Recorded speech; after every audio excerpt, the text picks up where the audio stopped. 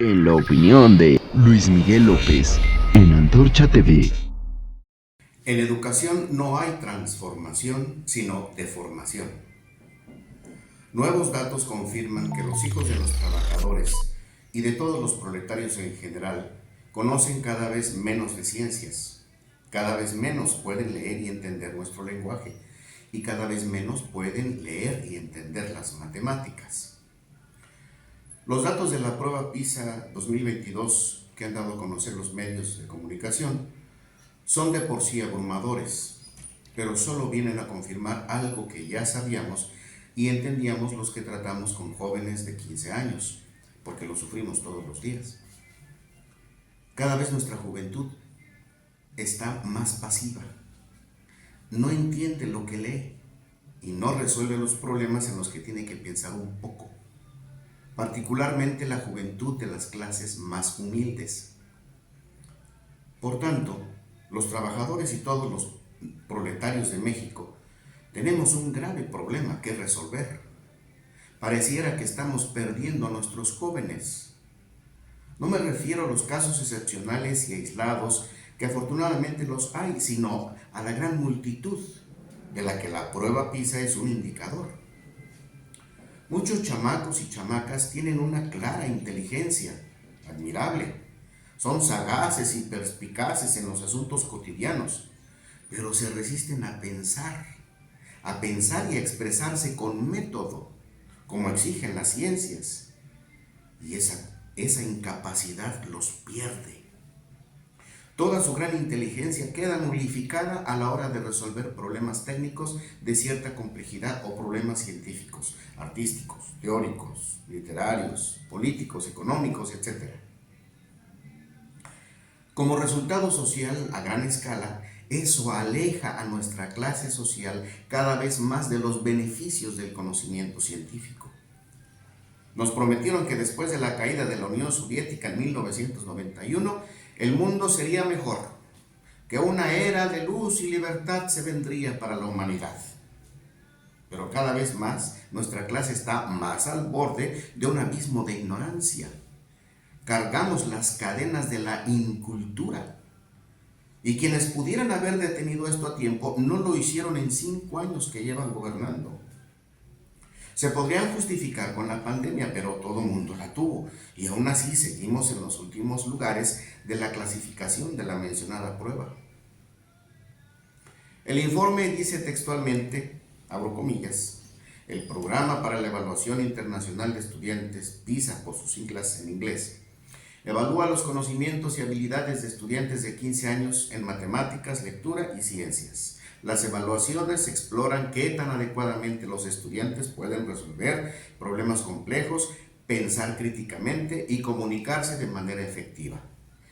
Esto, dice el informe, da una idea de que también los sistemas educativos están preparando a los estudiantes para los desafíos de la vida real y el éxito futuro. Cierro comillas. Y explica que al comparar nuestros resultados con los de otros países, podríamos diseñar programas y técnicas para mejorar.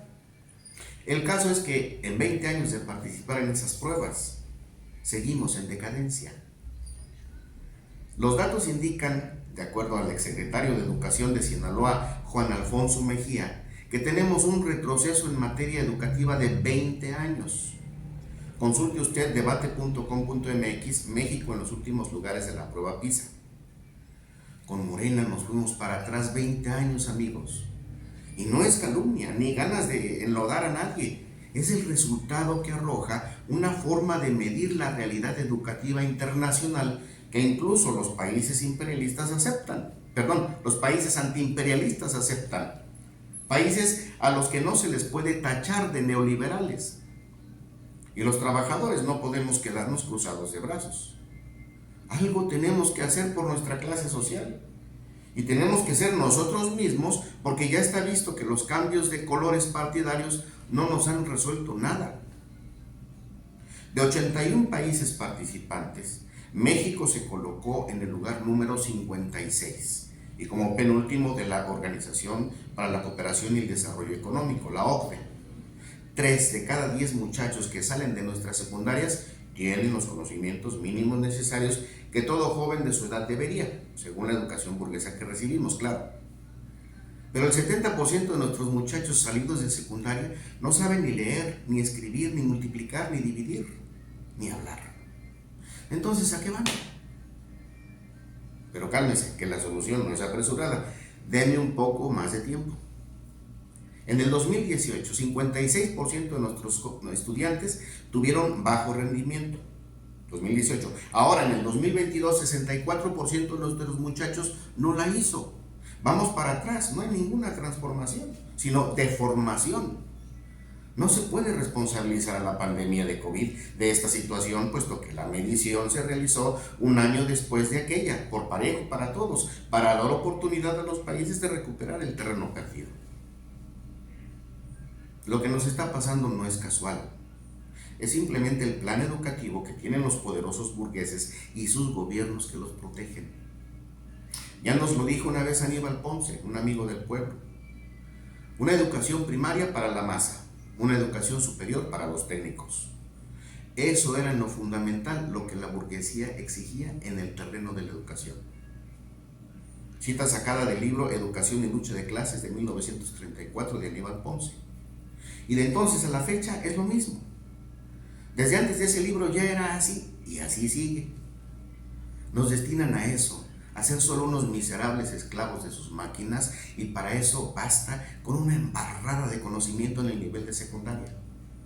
Nos mantienen así, alejados de la ciencia, y de vez en cuando dejan colar a uno que otro para ilusionarnos.